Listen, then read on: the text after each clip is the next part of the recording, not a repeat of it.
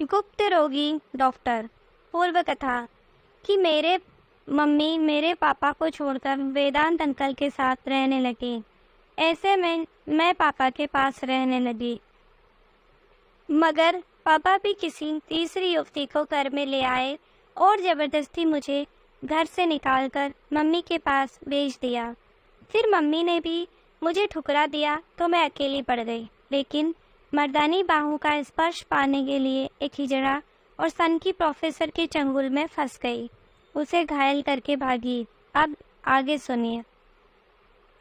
मैं बाजार के बीचों बीच आई तो सुबह हो गई थी। दुकानें खुलने लगी थी, लेकिन मेरी किस्मत का दरवाज़ा बंद था। तभी मैं सहसा ही बुदबुदा पड़ी, आज अपराध और अपराधी क्यों बढ़ रहे हैं? इनकी जड़ें कहाँ हैं? घर में ही तो है।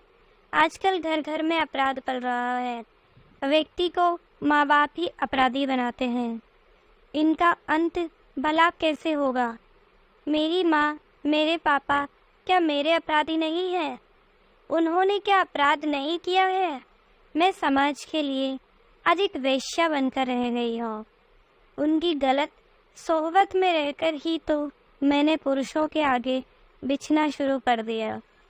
मेरे हाथ से कभी किसी का कत्ल भी हो जाए तो कोई आश्चर्य नहीं है। आज अधिकांश परिवारों के स्त्री पुरुष का बाहर भी किसी से संबंध चल रहा है। उनके बच्चे क्या बिगड़ेंगे नहीं? मुझे पारिवारिक संस्कार सही मिलता, मेरी परवरिश अच्छे माहौल में होती, वेदांत अंकल और रवीना जैसे स्त्री पुरुष मेरे घर में नहीं घुसते, तो क्या मैं आज सड़क पर होती? ये सोचते सोचते काफ़ी भावुक हो उठी। एक युवा और खूबसूरत स्त्री के साथ बाहर के लोग कैसा व्यवहार करते हैं, ये मुझसे छुपा नहीं था। मर्दानी बाहों में खेलने का मेरा शौक अब मुझे अपराध की ओर धीरे धीरे धकेलने लगा। मैं अपराधी बनकर ही शायद स्वयं की रक्षा कर सकती थी, कोई दूसरा उपाय ही नहीं था। 10 बजते बजते सड़क की दुकानों में अचानक ही लूटपाट शुरू हो गई। मैं कुछ समझ न सकी। जहाँ मैं खड़ी थी वहाँ सरदारों की दुकानें ज़्यादा थी। मैं उनकी दुकानों को ही लोग विशेष रूप से लूट रहे थे और आग भी लगा रहे थे। पुलिस दूसरी तरफ मुंह फेरे मौन खड़ी थी। घबराई हुई एक सिपाही के पास जाकर बोली, ये सब क्या हो रहा है? दुकानें लूटी जलाई जा रही है, तुझे दिखाई नहीं दे रहा है? सिपाही मुस्कुराते हुए बोला। तो मैंने जानना चाहा, आखिर क्यों? क्या तुम्हारी ड्यूटी यही है? तुझे नहीं पता, प्रधानमंत्री इंदिरा गांधी की हत्या उनके अंगरक्षकों ने ही कर दी है और वे सरदार हैं। सरदार को लोगों ने आतंकवादी करार दिया है। सिपाही ये कहकर हंसने लगा। क्या तुम्हें भी सारे सरदार आतंकवादी दिखते हैं? किस कौम में चंद लोग ऐसे नहीं होते? मैं पूछती हूँ। महात्मा गांधी को नाथूराम ने प्रार्थना सभा में सबके सामने गोली से भून दिया, तब दूसरी कौम वालों ने दंगा क्यों नहीं किया? या हिंदुओं ने हिंदुओं को क्यों नहीं मारना शुरू कर दिया? अरे जाओ, भीड़ को तीतर बीतर करने की कोशिश करो। किसी एक या दो सरदार ने प्रधानमंत्री की हत्या की है और लोगों ने सभी सरदारों को ही अपराधी मान लिया है। मेरे ये कहते कहते ही उसने मेरी पीठ पर घुमाकर एक डंडा जमा दिया। तू भागती है कि नहीं यहाँ से? भीड़ को पता चल गया कि तू सरदारों की वकालत कर रही है तो तुझे जिंदा ही सड़क पर फूंक देंगे। वह शायद सच ही कह रहा था। भीड़ इधर ही चली आ रही थी और समझाना मेरे बस के बाहर की बात थी। मैं भागती हुई एक डॉक्टर के क्लिनिक में घुस गई। वहाँ सरदारों और हिंदुओं की संख्या बराबर थी। मुकाबला कांटे का था। देखते ही देखते सड़क पर कत्लेआम शुरू हो गया। डॉक्टरों ने फौरन शटर गिरा दिया। मैं थर थर काँप रही थी। मेरा पूरा जिस्म पसीने से भीग गया था। बाहर से आती चीखने चिल्लाने की आवाज़ें डरा रही थी। मैंने अपने जीवन में कभी ऐसा नरसंहार नहीं देखा था। मुझसे कमरे में एक जगह बैठा न गया। मैं कांपते पैरों से कमरे की ओर बढ़ गई। तभी डॉक्टर चीख पड़ा, उधर कहाँ जा रही हो? भीड़ की ताकत का अंदाजा शायद तुम्हें नहीं है। वे लोग तुम्हें अंदर देख लेंगे तो शटर तोड़कर यहाँ घुसाएंगे। लेकिन मैं कहाँ मानने वाली थी। मैं खिड़की के पास आकर खड़ी हो गई। हिंदू और सिख आपस में लड़ रहे थे, जबकि दोनों ही मूलतः हिंदू थे। ये कैसी जंग छिड़ी हुई थी। मेरा रोम रोम कांप उठा। लोग एक दूसरे पर बोतल फेंक रहे थे। पेट्रोल और मिट्टी के तेल में डूबे कपड़ों में आग लगाकर दुकानों पर सेंककर तालियां पीट पीट कर हंस रहे थे। लाखों करोड़ों की दुकानें दू दू करके जल रही थी। सड़क पर लाशें बिछी हुई थी। मैंने अचानक ही आंखें बंद कर खिड़की का दरवाजा बंद कर दिया। डॉक्टर एक कोने में गुमसुम खड़ा था। मुझे उसकी मनोदशा पर हंसी आ रही थी और दया भी आ रही थी। ये कैसा डॉक्टर है? खून खराबों को देखकर डर गया। डॉक्टर तो लाशों का पोस्टमार्टम करते हैं, उसकी इलाज करते हैं, ऑपरेशन करते हैं। फिर ये खून से लथपथ लाशों से इतना घबराया हुआ क्यों है? मैंने देखा वह यही कोई 35-36 साल का सुंदर पुरुष था। उसके होठों तक फैली घनी मूछें बड़ी ही सेक्सी लग रही थी। उसकी आंखों में गजब सेक्स अपील थी। लेकिन इस समय तो वह बिल्कुल ही नर्वस था। इतने में वह धीरे धीरे चलते हुए मेरे नज़दीक आ खड़ा हुआ। मैं कुछ समझ न सकी। फिर वह बोला, तुम यहाँ सुबह सुबह क्या करने आई थी? मैं तो एक मजबूर लड़की हूँ, एक मानसिक रोगी के चंगुल से किसी तरह भाग निकली हो और कोई ठिकाना ढूंढ रही हो। मैं इससे ज़्यादा कुछ बता न सकी। डॉक्टर को ये समझते देर नहीं लगी कि मैं एक बेबस लड़की हूँ, मेरा कोई नहीं है। वह अचानक ही बोल पड़ा, अब क्या करने का इरादा है? मैं क्या बताऊँ? मैंने ये कहते हुए देखा उसकी निगाहें मेरे गदराए बदन पर बड़ी ही बारीकी से फिसल रही है। वह मुझे शायद आंखों ही आंखों में पी रहा था। फिर बोला, मेरी पत्नी मुझसे बहुत ही दूर अपने मायके में रहती है। मैं यहाँ अकेला ही रहता हूँ। तुम्हें जब तक कोई काम नहीं मिलता तब तक तुम मेरे पास रह सकती हो। शुक्रिया। एक बात मेरे समझ में नहीं आती, तुम सारे पुरुषों की समस्या एक जैसी ही क्यों है? मैं जिससे भी मिलती हूँ उसकी पत्नी उसके साथ नहीं होती। मेरी बात पर वह जोर से हंसा। मर्दों की यही तो पीड़ा है। ये पीड़ा नहीं है। उन्होंने अपने स्वाद के लिए अपनी पत्नियों को परेशान कर स्वयं से अलग कर दिया है। उन्हें अपनी पत्नी अच्छी लगती ही नहीं। मेरी बात पर वह जोर जोर से हंसा। तुम शायद ठीक कह रही हो, लेकिन क्या पत्नियां स्वाद की भूखी नहीं है? क्या वे सहवास में बदलाव नहीं चाहती है? मेरी पत्नी इस मामले में बहुत ही निपुण है। वह सुंदर शरीर वाले पुरुषों से दोस्ती गांठने के लिए हर पल तत्पर रहती है। मैंने इसीलिए उसे छूट दे दी है। मैं डॉक्टर की बात पर जोर से हंस पड़ी। तो इसमें बुरा ही क्या है? क्या तुम सुंदर स्त्रियों को देखकर लार नहीं टपकाते हो? अपनी तरह अपनी पत्नी को भी क्यों नहीं समझते? एक पुरुष एक स्त्री पर मुग्ध हो सकता है, तो क्या एक स्त्री एक पुरुष पर मोहित नहीं हो सकती है? तुम पुरुष अकेले ही जीवन का आनंद क्यों लेना चाहते हो? डॉक्टर मुझ पर कुछ नाराज हो गया और कुछ देर के लिए चुप हो गया। शायद मेरी बात उसके गले नहीं उतरी थी। बाहर अभी भी वैसा ही तांडव जारी था।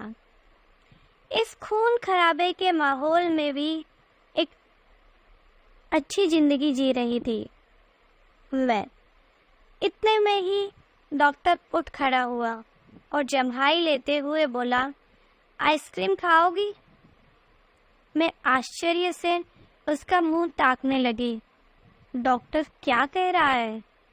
ये भी कहीं मानसिक रोगी तो नहीं है? भला ऐसे माहौल में आइसक्रीम कहाँ मिलेगी? मैं ये सोचते सोचते बोल पड़ी, डॉक्टर आइसक्रीम कहाँ से मंगवाओगे?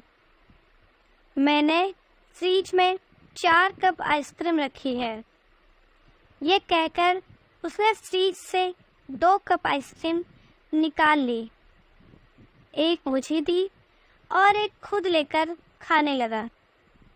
हम अंदर आइसक्रीम खा रहे थे और बाहर लोग जीवन और मौत से लड़ रहे थे। शायद दुनिया इसी का नाम भी। कोई गाने सुन रहा है और कोई मातम मना रहा है। हमने जब आइसक्रीम खा ली तो डॉक्टर मेरी ओर देखते हुए बोला, तुम जैसी हसीन लड़की यूं ही अचानक मिल जाएगी, मैंने स्वप्न में भी नहीं सोचा था। ये कहते कहते उसने मेरे कंधे पर कब हाथ रख दिया मुझे होश ही नहीं रहा। मेरी ये पुरानी आदत थी, मर्दानी बाहों का स्पर्श पाते ही मैं बर्फ की तरह पिघलना शुरू हो जाती थी। डॉक्टर की बाहों की गर्मी से मैं पिघलने लगी थी। वह इस खेल का पुराना खिलाड़ी था। दरवाजा खोलकर 2 लाल लाल सेब निकाल लिए और एक मुझे देते हुए बोला, इसे खाओ। तुम सेब से कहीं कम खुशबूदार और फायदेमंद थोड़े ही हो। मैं सेब को दांत से काटकर खाने लगी और डॉक्टर मेरे पास आकर मेरे बालों में उंगलियां फिराने लगा। सेब का खट्टा मीठा और उसके स्पर्श के मिठास दोनों ही आपस में मिलकर मेरे शरीर को मथने लगे। मैं ढीली पड़ती चली गई। तभी उसने एक संतरा निकालकर उसमें से आधा मुझे दिया और आधा खुद खाने लगा। फिर संतरे की एक फांक अपने मुंह में डालते हुए वह बोला, संतरे का रस कितना खट्टा मीठा है, क्या तुम्हें नहीं लगता? स्त्री पुरुष जब एक हो जाते हैं तो जीवन में भी खट्टी मीठी मिठास आ जाती है। मैं उसकी आंखों में आंखें डालकर बोली, मुझे क्या पता। इसका एहसास तो जब हम एक हो जाएंगे तब ही हो सकेगा। डॉक्टर ने ये सुनते ही संतरा मेज पर रख दिया और मुझे अपनी गोद में बिठाते हुए बोला, तुम वास्तव में ही बड़ी ही ऊंची चीज हो। एक संपूर्ण स्त्री ऐसी ही होती है। सहवास की शुरुआत होने से पहले ही तुमने सहवास के आनंद का स्वाद चखा दिया। सभी स्त्रियां सहवास के प्रति इतने सुंदर ढंग से कहाँ जीती है। मैं ये सुनते ही चौंक गई। अब तक कितनी स्त्रियां तुम्हारी बाहों में आ चुकी हैं? डॉक्टर हंसने लगा। अपनी स्वेच्छा से कोई 50 स्त्रियां, लेकिन तुम उनमें से एकदम ही अलग हो, एकदम ही खट्टी मीठी। उसके ये कहने की देर थी कि उसका चेहरा पसीने से नहा गया। उसकी हंसी कहीं गायब हो गई। मैं कुछ समझ ही ना सकी। तभी मेरी निगाहें डॉक्टर की पैंट पर चली गई। मेरी आंखें आश्चर्य से फटी की फटी रह गई। अनायास ही मुझे हंसी भी आ गई। ये मैं क्या देख रही हूँ डॉक्टर साहब, तुम्हारी पैंट तो आगे से गीली हो चुकी है। वह कुछ बोल नहीं पा रहा था। मैं उसकी मनोस्थिति को अच्छी तरह से समझ रही थी। वह बहुत ही शर्मिंदा था, लेकिन मैं कहाँ चुप रहने वाली थी। किसी शेरनी की तरह दहाड़ पड़ी। मुझे गोद में लेने से पहले सोच तो लिया होता कि तुम मर्द हो भी या नहीं। अब बात मेरे समझ में आई। तुम्हारी पत्नी क्यों मायके में रह रही है और तुम कितनी बेशर्मी से उसे ही दोषी ठहरा रहे थे। जब तुम कुछ कर ही नहीं सकते तो मुझे छेड़ा क्यों? नपुंसक आदमी कुछ करने से पहले ही आउट हो गए। ये कहकर मैंने उसे जोर से एक धक्का दिया और उसके फ्रीज से एक सेब निकालकर खाने लगी। तभी डॉक्टर बोला, मैं क्या करूं? यही तो मेरे साथ समस्या है। तो तुम पत्नी को क्यों गालियां दे रहे थे? यह क्यों नहीं कहा कि तुम शीघ्र पतन के मरीज हो? पत्नी तंग आकर छोड़कर चली गई। अब बताओ मैं कहाँ जाऊं? मेरे ये कहते ही डॉक्टर बाथरूम में चला गया। अब मैं बहुत ही खुश थी कि जो पुरुष मेरे साथ है वह पुरुष नहीं है। मैं दंगा समाप्त होने तक यहाँ चैन से रह सकती हूँ। अगली सुबह मेरी आँख खुली तो मैं खिड़की के पास आकर खड़ी हो गई। बाहर का वातावरण बिल्कुल शांत था। पुलिस अभी जहाँ तहाँ थी, परंतु लोग आ जा रहे थे। मैं डॉक्टर को जगाते हुए बोली, उठो, शटर उठाओ, दंगा समाप्त हो गया है। मैं इस कैद से ऊब गई हूँ। मुझे यहाँ एक पल भी नहीं ठहरना। डॉक्टर हड़बड़ाकर उठते हुए बोला, लेकिन जाओगी कहाँ? तुम्हें इससे क्या मतलब? मैंने उसे झिड़कते हुए कहा। तो वह चुपचाप शटर की ओर बढ़ गया और एक झटके में ही शटर ऊपर उठा दिया। मैं दौड़कर बाहर आ गई। मुझे बाहर आकर अजीब सी शांति की अनुभूति हो रही थी। मैंने डॉक्टर की ओर व्यंग्यपूर्ण अंदाज में देखा तो वह अपना सा मुंह लेकर क्लिनिक में चला गया। मुझे बड़ी हंसी आई। यह गुप्त रोगों का डॉक्टर है और खुद ही गुप्त रोगी है। भला किसी का ये क्या इलाज करता होगा? अपना इलाज तो अभी तक कर नहीं पाया। मैं घृणा से उसकी क्लिनिक को देखती हुई सड़क पर पैदल ही चलने लगी। मेरे सामने यही तो एक समस्या थी कि मैं जाऊं तो जाऊं कहाँ। लेकिन चलना तो मुझे था ही। जिंदगी चलने का ही तो नाम है। मैं टूटी फूटी दुकानों को, बाहर खड़े दुकानदारों को देखती हुई आगे बढ़ती ही जा रही थी। मेरे चेहरे पर कोई ठिकाना न होने का तनिक सा भी भय नहीं था। दोस्तों, आपको ये नोवेल, ये कहानी कैसी लगी? प्लीज़ कमेंट में ज़रूर बताइए और इस कहानी का अगला भाग देखने के लिए चैनल को सब्सक्राइब ज़रूर कीजिए। Thank you.